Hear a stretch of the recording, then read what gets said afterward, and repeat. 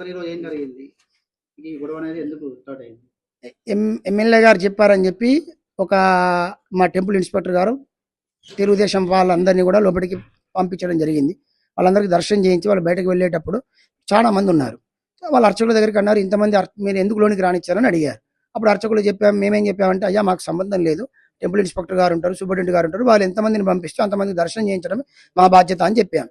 వారు ఏమన్నారు కదంటే, మీకు సంబంధం లేదా అని అన్నాడు. అయ్యా లోపలికి ఎంతమంది వస్తే అంతమంది మేము దర్శనం చేపిస్తాం, కానీ లోపలికి రావటం పోవటం అనేది మనకు సంబంధం లేదు కదా అంటే, అట్లనే ఇక రేపటి నుంచి మీకు ఎలాంటి సంబంధం లేదు, అర్చకులు అంటే అర్చకత్వమే చేయాలి, మీరు అందరూ ఏమనుకుంటున్నారు, ఏం కథ, సస్పెండ్ చేస్తే తెలుస్తుందని ఇట్లాంటి దుర్భాషలు ఆడటం జరిగింది. ఏమన్నంటే మీరు దొంగలు అంటారు, మొన్న ఎవరో మా దొంగలు అన్నారు, దోపిడి దొంగలు అన్నాడు, దొంగలు అంటారు.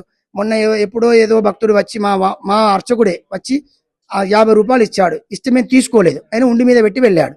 మేము ఉండి మీదకి వెళ్ళి తీసుకున్నాం, ఆయన వెళ్ళిపోయినాక ఉండిలో వేశాం. ఆ ఉండి మీదకి వెళ్ళి తీసుకుంటే అది దొంగతనం చేసినట్టు లెక్కనట.